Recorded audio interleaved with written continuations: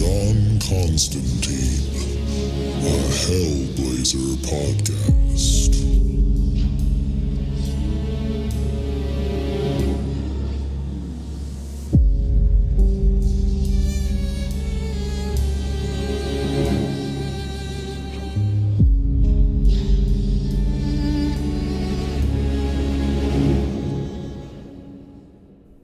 Hey there, everybody, and welcome back to John Constantine, a Hellblazer podcast. Today, we are reading Hellblazer number 91. And just a little catch-up before we get into that. In the last couple issues, John was in Australia, and he was there helping some Aborigines who were about to be forced off their land by a mining company who had gotten permission from the government to remove the Aborigines and begin mining in the area. So John and an Aboriginal man named Jeffo stood up to them and were eventually able to fight them off using a combination of John sending letters that I guess were magical and showed the person reading it whatever they didn't want to see, maybe blackmail, maybe whatever secrets they had. So John sent one of those to the director of Aboriginal Affairs, and whatever he saw was bad enough to make him officially drop the project, and he sent letters out saying that the project had been rejected and to no longer eject the Aborigines from the area. And at the same time, we had Jeffo and the Aborigines and their magic going on as well. So they called forth the Rainbow Serpent just as the mining company representatives arrived on their land, and it caused a big earthquake, and the representatives who refused to even look at the letter that John had brought from the director of Aboriginal Affairs that said, to stop doing this, they didn't believe him and they ignored it and began threatening the Aborigines. And just as they were about to start shooting, the Rainbow Serpent came forth and they began shooting at it and also hitting themselves in the process. And in the end, all of them died from falling into the river that they were next to from the earthquakes that were caused by the Rainbow Serpent. So the Aborigines in the end got to keep their land and John helped them save it. And also John learned a bit of new magic, this Aboriginal magic, where he can see the dream time, which is like the spiritual realm of the Aboriginal people. And that is where we left off in issue 90. So first things first with issue 91, we got the cover. We see a man on a bicycle jumping over what looks like a 1700s battle scene. So we see a bunch of soldiers with pikes and old school armor and helmets. But the man on the bicycle looks very modern. He's got like jeans and boots on. And we also see that John Constantine is hanging off the back of this bicycle, barely holding on to the rider as they make this jump over this battle scene. Oh, and also there's a giant full moon behind them, so it looks very much like that scene in E.T. where the bike starts flying and the moon is right behind them. And we also see on this page that it is written by Paul Jenkins with art by Sean Phillips. And we start off in the 1600s with a battle going on in England. So we're seeing scenes of like people on horseback and yelling and cannon fire going off. And over these panels, we're getting some text from a letter. And we know it's a letter because it's written in cursive. And it's definitely from this time period because a lot of the words are spelled differently than they are now. I'll point some of them out as we start just so you get the feel for how this person's writing the letter. But it starts off saying, "Being from John Purfoy of Coventry, captain of the Life Guard, a letter to his cousin, Sir Edward Gibbs at Aston, November 27th, 1642. Wherein I must relate that the calamity of war has overtaken us at Edge Hill, this being dubbed the Kyneton fight by some." So right in this first paragraph, we get the weird spelling of words that are the same. For example, war is spelled W-A-R-R-E, and relate is spelled R-E-L-A-Y-T-E. And I just wanted to point that out because if you try to read this for yourself, you might be thrown off like I was trying to figure out what these words were because the spelling was so different. But then as I read them in context, my mind kind of put the puzzle pieces together and I realized, oh, W-A-R-R-E is the word war, and so on and so forth for each of these spellings. So anyway, back to these scenes of battle and the letters from Mr. John Purfoy. They continue saying, "Alas, this Midlands field has drunk the first blood of these civil wars. I fear only God may put an end to it now. At 2 of the clock, we were beset by artillery fire. The dirt was awash with noble and commoner scarlet alike, but our line stood resolute and unbowed. That bastard whoreson Rupert swelped immediate down the hill, charged with the devil's fire. In his wake, 1,000 royalist bloodhounds, pikemen, and mercenaries rabble at the command of this devious child. They clashed at the left edge by Radway ground. At that moment, each man on the field stood silent in terror. It was our first view of war's grim reality. That sound was the sound of thunder, Edward. I wish never to hear its like again. Then we cut to a lord in the area, and some of the soldiers from the battle are rushing to his door. And the front man says, "My Lord Essex, Ramsay is retreating into Kyneton with Rupert at his heels." And Lord Essex replies, "What? Kyneton? Quick, man! Return to Balfour and tell him to go up the middle while the idiot's away." And the soldier replies, "My lord, I dare not go into the woods again. A witch has been seen there. A man who carries himself as a woman. Those present said the beast flew down from the sky on a stick of iron." And Lord Essex looks a bit dismayed at this, and he says, "God's man, we are fighting the king's army. I have no time for witches. Make it 10 shillings then for the head of this abomination. Tell your men the witch is Rupert's ally. Its capture will turn the tide of our misfortune. Now, go back." And as the soldier runs away, the Lord turns to a man next to him, and he says, "God help me, John Purfoy. At this juncture, anything to have them think we're winning." And John Purfoy stammers, I agree, my lord." Then we get some more of the letter over this section, and it says, "May God forgive my lies, Edward, for I know the man's tale of witches must be true. It had become the devil's field, and the devil had made his mark upon us all." Then we're seeing a soldier that is gravely wounded being brought to Lord Essex, and the soldiers that carry him are saying, "Sires, help! I have Thomas Eads wounded here." And Lord Essex exclaims, "Ye gods, Thomas!" Then they set Thomas down on the ground, and he is still awake, and through gritted teeth he looks up at Lord Essex and says, "My Lord Essex, now do you see it? Here is your peaceful kingdom, your war to end all wars. Pray not for the victory in this bloody battle, Robert, lest you, by doing so, you also be the loser." And Lord Essex says, "Hush, Thomas." But Thomas does not quiet because he only has a couple words left to say before he dies. And his last words are, "Oh, dear God, what have we done?" Then we get some more of the letter, and it says, "There are now divers reports of strange sights seen, and strange noises heard in the sky at Edge Hill. The night resounds with the cry of spectral soldiers re-dying their deaths. The devil gorges on rotten misery, split bone, and life's blood. The grief of the damned men beshrouds these killing fields, groaning on the fading wind. Hell hath come to these souls, Edward. I fear it will echo here forever." Then we cut to Edge Hill in modern day, and we see a bunch of construction equipment digging up the ground, and in the dust from this, the clouds are forming what look like horsemen and also people with pikes and spears. And we see the name of this issue is Riding the Green Lanes. Then we cut to John Constantine, who is reading a newspaper at a bar, and the headline says, "Crush the Crusties. Tory MP calls on cops to clean cities."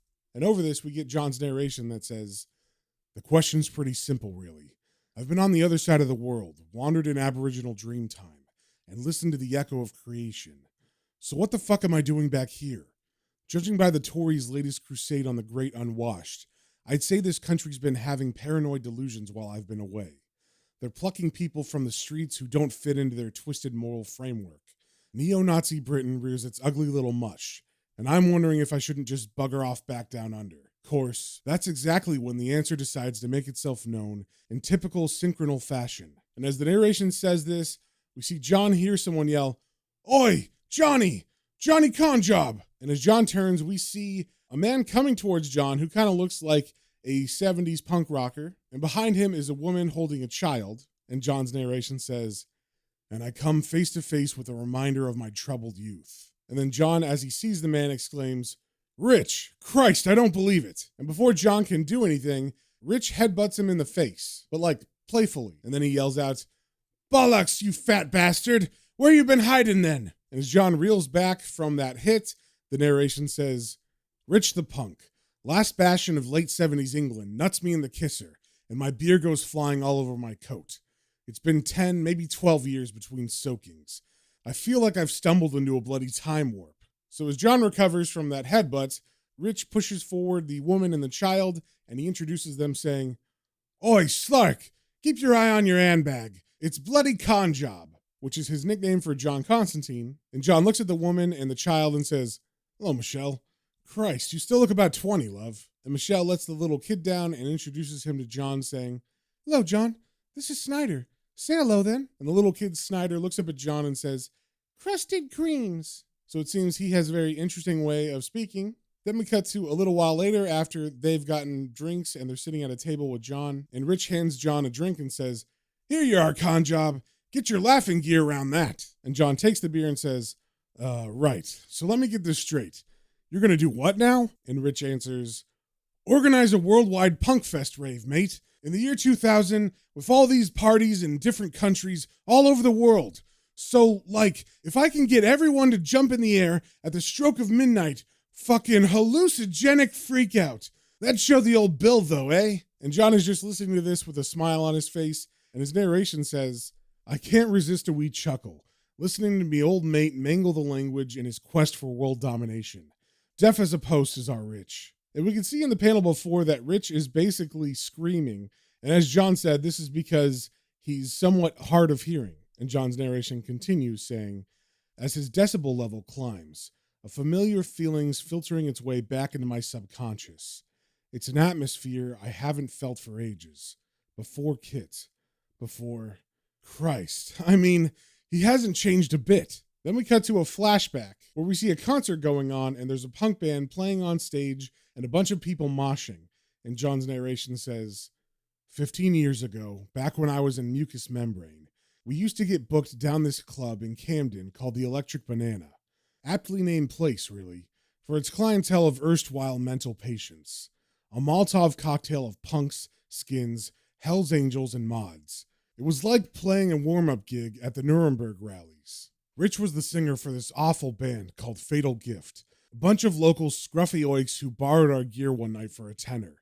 Being deaf in one ear, which in those days was a prerequisite for a good punk singer, Rich was absolutely the most tuneless goit in history. One thing he obviously excelled at, though, was capturing the mood of the crowd. Inevitably, things got well out of hand, and I found myself in the middle of World War III trying to get back my belongings. And we see a young punk version of John Constantine yelling at Rich, saying, "Rich, give us the bloody mic," as all kinds of chaos and headbutting and fights are going on around them. And the narration continues. "You made some of your best mates in the middle of a punch-up in those days. Looking back, that might have been the last time I truly felt safe. The last time I felt at home." And we just see John with a big smile on his face as he leans back comfortably. And then we turn the page and we cut to some time later as we see John and Rich are drinking a bunch and looking like they're having a good time. And we get some narration over this panel saying, "As we spiral on our way down towards drink-induced oblivion, I get one of those sudden insights only alcohol can provide. I think about cold nights on a London street. I wonder when the last time I got drunk and laughed instead of cried. I think about Brendan and Holy Water Stout and singing our own funeral songs. I haven't sung a word since then." Then we cut to a couple minutes later, and now John and Rich are both singing as they're drinking. And I don't know the tune of this song, but the lyrics are, "Oh, Sally Ann, get your tits out, Sally Ann." So it sounds like a real banger. And then John's narration continues saying, "I find it easier not to think about Kit. But there's one dark memory even the beer can't cloud over. I think about a little girl I damned one night in Newcastle. I try to remember the last time I felt comfortable around a child." Then we see Snyder, the little boy of Rich and Michelle, kind of look at John weirdly and walk up to him and he says, "Uncle Conjob, boxing cubs, boxing cubs." And John looks over and says, And he leans forward like to talk to the boy, and Rich tries to warn him saying, "Oh shit, mind out, John." But it's too late. Snyder balls up his fist and he punches John right in the nose and yells, "Boxing cubs." And then he runs away laughing and yelling, "Kill the bill, kill the bill." And as John holds his nose and Rich laughs at this, John's narration says, "And believe it or not, I decide I might just get used to this little fucker." Then we cut to Rich's place later that night, and we don't see Michelle anywhere, but we do see Snyder is sitting on a couch, sleeping next to Rich and John as they talk. And the narration says, "It's 2 a.m, and all's well. Rich's squad is just as it should be, scruffy, warm, and smells of curry." And we see Rich is saying to John, "Ever since the criminal justice bill, things have been a bit dodgy, John. I'm still working the old tarot gag, but I have to go down to Bristol every fortnight for me dole money. And then he gestures to Snyder, who's sleeping next to him, and he says, "Some geezer from the council came round the other day and cemented the toilet just so we couldn't use it. They don't want this building. They just don't want us to have it. That's all. Look at him, man. They're destroying his heritage and taking away his future. Pretty soon, there won't be nothing left to take away except his vote. They're pulling down all the standing stones and putting bypasses through the old green lanes, setting up some kind of network so we can all be buried under lorry loads of French apples. I know what they're really doing, though. They're afraid of us, mate. They know there's power in all the old sites and that, so they're trying to wipe them from the face of the earth." And just in case you're not getting what Rich is saying, he's talking about, I think, being travelers and how the government is trying to wipe them out. And part of that plan is destroying the old magical sites, basically all the stuff from the Jamie Delano Fear Machine arc, which I believe is from issues 14 to 21. He's saying that the government has come up with a plan to destroy those sites by putting in freeways, which they call bypasses, which during the construction of those will tear down all these magical areas. So Rich begins talking about an event that happened a week ago where him and a bunch of other protesters were at one of these construction sites. So we see Rich and his family protesting as the construction equipment drives through. And there are police there that are trying to stop the protesters from getting in the way of this equipment. And Rich's narration continues saying, "Anyway, we was down at the Channel Tunnel last week. Snyder had been bogging at this copper, giving him the wobbly look, while we'd been shouting at the drivers. Suddenly, the little sod decides to have a go. So we see little Snyder point at one of the police officers and he says, 'Oi, you never take us alive, copper.' Then we cut away from that scene back to the present where Rich is telling this story to John, and Rich says, 'You could tell the poor bastard wanted to have a go back, but he just stood there steaming.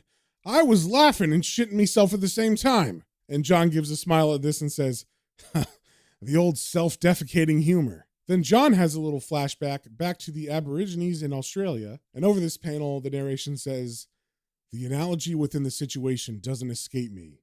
My mind wanders across continents to Jeffo's mob, a people who echo the history of their homeland just by their very existence.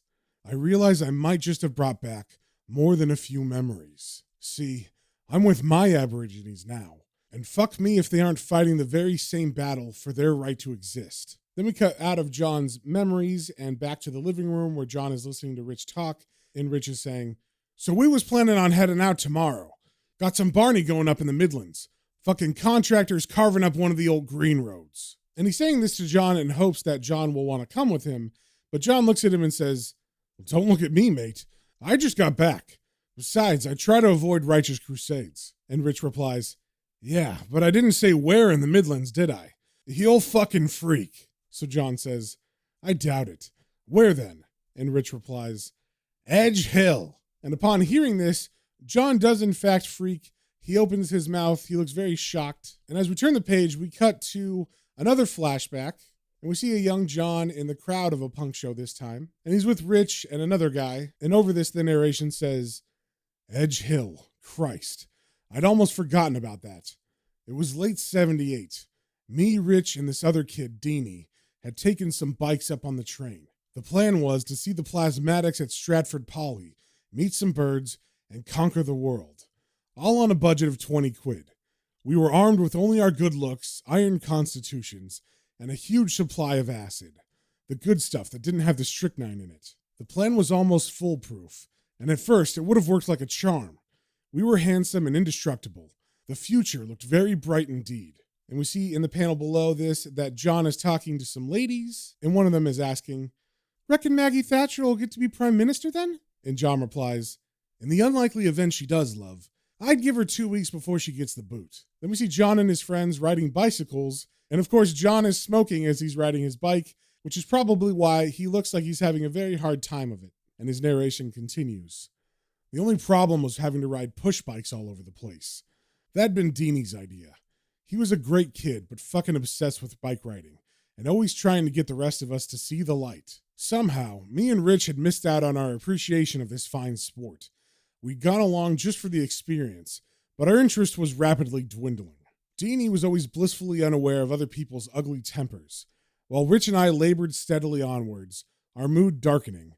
The silly sod rode around us like a crazed electron.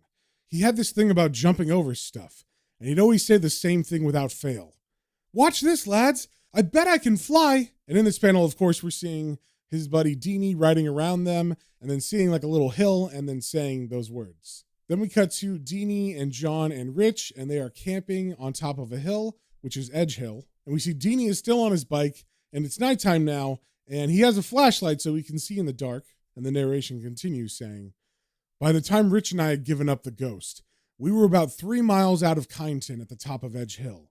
Somehow, we got the tent up, and we were preparing to spend the rest of the night face down in a drug-addled stupor. All except Deanie, that is. And we see Deanie yelling back to the other two who are sitting by the fire, come on, lads, there's some brilliant jumps around here.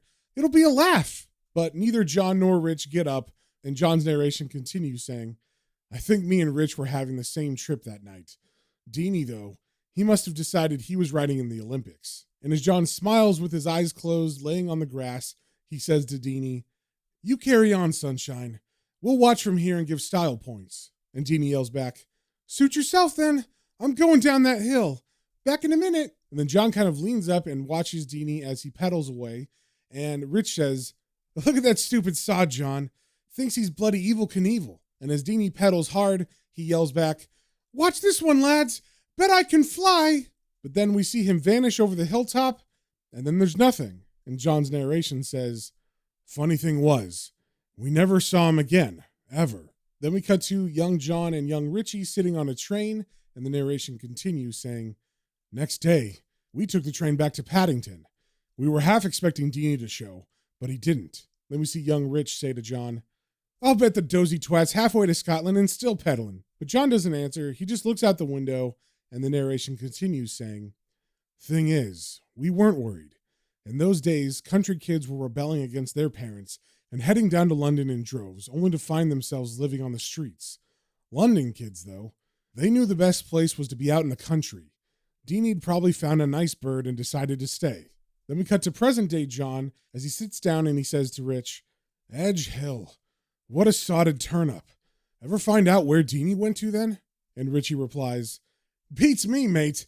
Wouldn't be surprised if the mad fucker just kept going. He's probably in orbit rounding Saturn by now. Then we get a panel of Deanie soaring through the air on his bike with his headlight on. But then as we turn the page, we see he's falling down towards the forest, and where he's about to land, we see some people holding torches and wearing armor from the 1600s. And one of them looks up at him and says, look, in the sky, what is it? Who goes there? And the man with him says, by God, man, 'tis a witch. Look at the fire in its eye. Jesus, have mercy. And then Deanie lands in front of them and they run away in fear. So somehow, some way, it seems that Deanie's jump was so epic that he traveled back in time. Then we turn the page and we cut to the next day where John and Rich and his family are driving up in their VW bus to the construction site that they're going to protest today. And we can see some caravans pulling up as well, so there's more than just them there. And over this, the narration says, and so I find myself reluctantly clattering through the Midlands in Rich's Rommel wagon. Thankfully, the poxy friggin' death trap decides not to spontaneously combust along the way. A few miles from Kyneton, the old battle site looms into view, a familiar agitation setting the hair up on the back of my neck. There's an echo here of the past best forgotten. I'm assaulted by the oppressive atmosphere as soon as I emerge. It feeds off the archaic battleground like a virus devouring its host. So we see the bus stop and John and Rich's family get out. Then we see a bunch of other travelers gathering in front of the construction site. And John's narration continues saying, I'm older and wiser now, less inclined to dismiss the old stories as a bunch of bollocks. A lingering memory of the fear and anger of conflict is palpable here. A vague feeling of uncertainty ripples across us like a dream. The gloomy fields having an effect on most of the assembled crowd. The stifling psychic residue of an ugly, pointless war has soured their customary playful mood.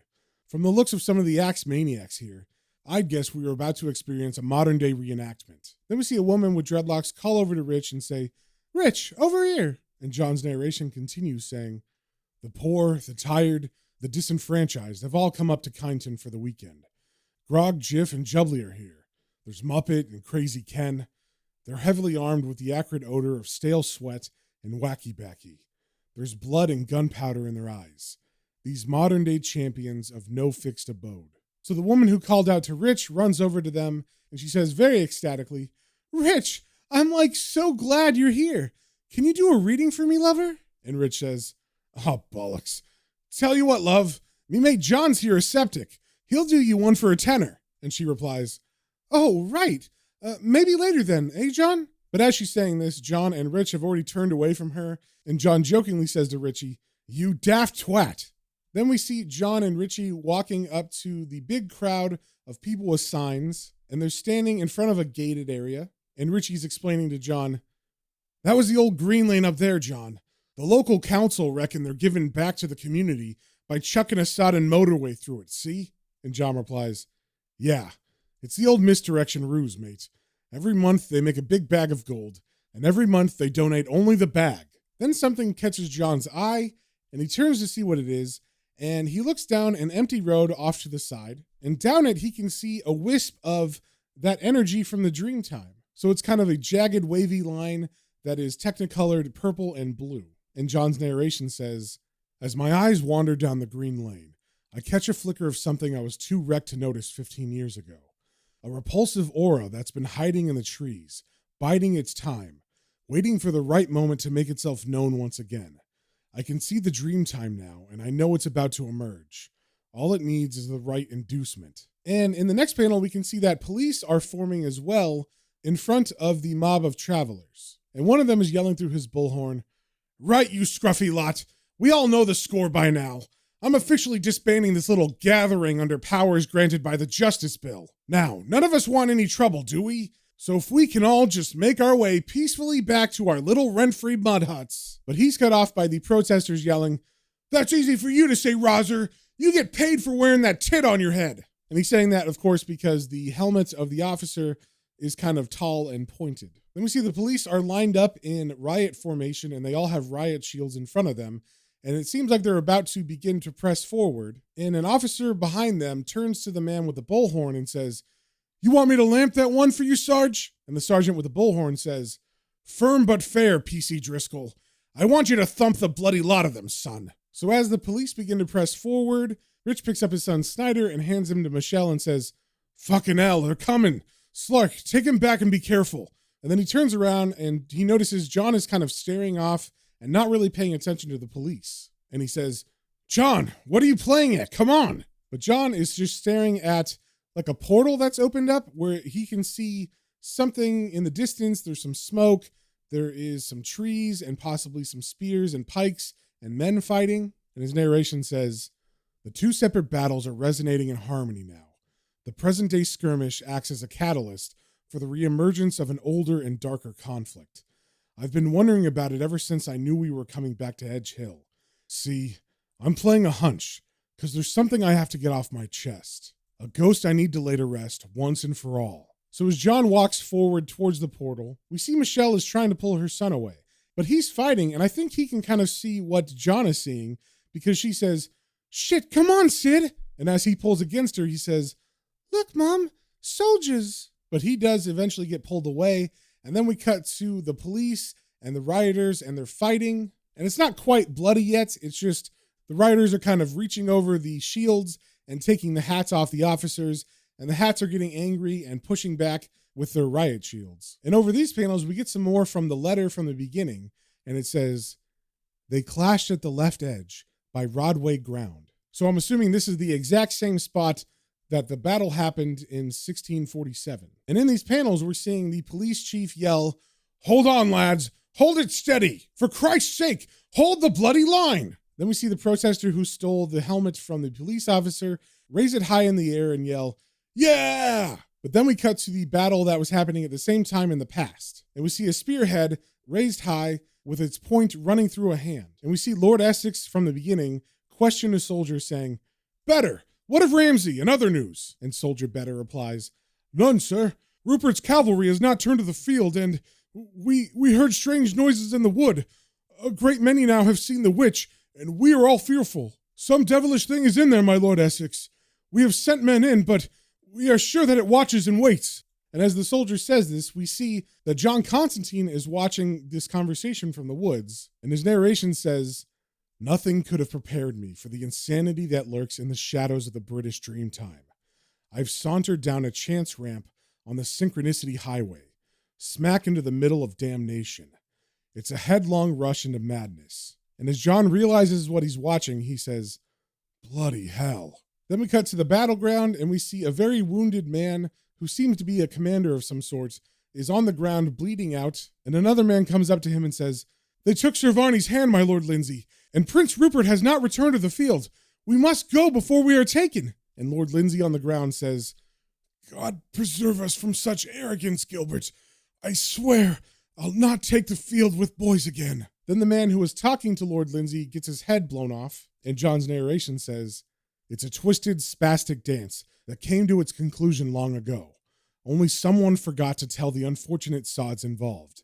So they die again, as they have for centuries now, in such extreme torment that they can't escape the ritual slaughter of tomorrow. There's a love between fellow soldiers that's unlike any other, they say. Once their day's work is done, each soul looks down and thinks, is it right that we died in each other's arms? Except these poor bastards know that tomorrow they'll do it all over again." Then we cut to the woods and we see Deanie is riding very hard through the woods, looking back as a mob with torches follows close behind. And he's huffing and puffing, and one of them yells out, "There! The devil's light! The witch is there!"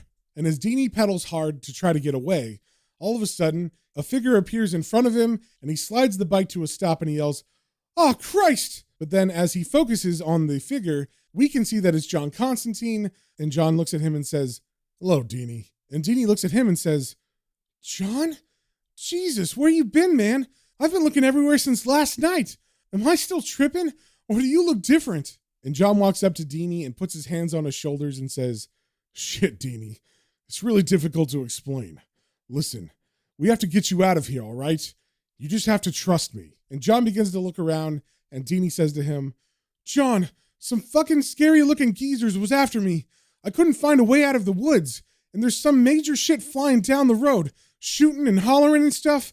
You want to tell me what's going on?" And John says back to him, "I wouldn't know where to begin." And then John takes a drag of his cigarette, and his narration says, "I mean, how do you tell your mate that he rode out into the cold one night and never came back? That he dropped too much acid and passed out somewhere in the woods? How do you explain that he's been lying in the trees for 15 years while his soul's been trapped in a nightmare?" And right there is where it's revealed that Deanie died that night. He passed out in the woods, and I guess either died from the fall into the woods from the jump he did, or maybe he died from the acid that he took if it was laced with strychnine. But his soul has been trapped here along with the soldiers' souls ever since then. And as John is thinking, the soldiers catch up with them, and John looks at Deanie and says, "Shit, they're getting close. Look, we have to get you down to the bottom of the hill." And then Deanie points down where apparently a battle is happening at the bottom of the hill, and he says, "What? Down there? Are you fucking mad?" And then John jumps onto the back of Deanie's bike, and he says, "Not mad, mate. Scared. No time to fuck about. You ready?" And then he wraps his arms around Deanie's midsection, and Deanie says back to him, "Yeah, just hang on tight, 'cause me brakes don't work." And then he takes off down the hill. And as they ride into the battle, John's narration says, "The lights in the trees are too close for comfort now. There's no choice but to trundle down the hill, like gnats flying through the middle of a bloody hurricane. Strangely enough, with so much chaos all around, everything seems quite calm." And as they ride through the chaos of battle, Deanie's yelling, "Yeah!" And John is holding on for dear life. So as they make their way through the battle, John's narration continues saying, "Talk about one for the grandkids. I'm caging a lift on the back of me dead mate's push bike, the basket forcing its way up me Khyber Pass. The cannon shells are going off all around. Meanwhile, all I can think of is that crap bloody song from Butch Cassidy and the Sundance Kid. Raindrops keep falling on my head." So eventually they make it out of this battle, and then they come to a place where there's a lot of fog, and Deanie stops the bike here, and John gets off, and Deanie turns to him and says, "Christ, what a rush." And John says, "This is it for me, mate. You have to keep going, over the edge. It's the only way out of here. I'm sorry." And as Deanie looks into the fog, he says, "Jesus, I'm scared, John. Do you know what'll happen?" And John answers, "I can't answer that. You just can't stay here, understand?" And then Dean waves goodbye as he begins to pedal, and he says, "Yeah, I know. Don't worry about it. I'll be all right. What do you reckon, John? You think I can fly?" And as John watches him ride away, he says, "I hope so, Deanie. I hope so." Then we cut back to the protesters who have finished their conflict with the police, and they're all kind of recovering. It seems like some of them got injured for sure. And as John walks back through the people, Rich sees him, and he says, "Look out, lads. It's the return of the plundering horde. Oi, con job, down here." And as John walks up, Michelle hands John a beer, and Rich says to John, "Don't tell us. You were bursting for a gypsy's kiss, right? Shit. You missed the Barney of a bloody decade, mate. What happened?" And as John opens the beer, he says, "I don't know, Rich. Didn't stay to find out." Then Rich's son points up at the sky and says, "Dad, bike riding man, look." But Rich doesn't look up where his son is pointing. He just picks the boy up and he says to John, "Fucking mad it was, con job. Power to the fucking people like. We had the old Bill doing a reverse somersault like the sodden Italian army. And there I am, standing in the middle of the lot, thinking about old Deanie for some reason. He would have loved it." Then John takes his seat on the ground and he says, "Yeah." And as Rich is talking to John, he has his son in his arms, and his son is facing backwards, and he stares in awe as he sees the ghostly figure of Deanie riding away on his bike, whistling a tune. And that is the end of the issue, but there is also a special dedication in memory of Dean L. Clark on the last panel of this page. So if you guys have any comments, questions, or suggestions, you can email me at planes, trains, and comic books, all one word, @gmail.com, and we will see you on the next one.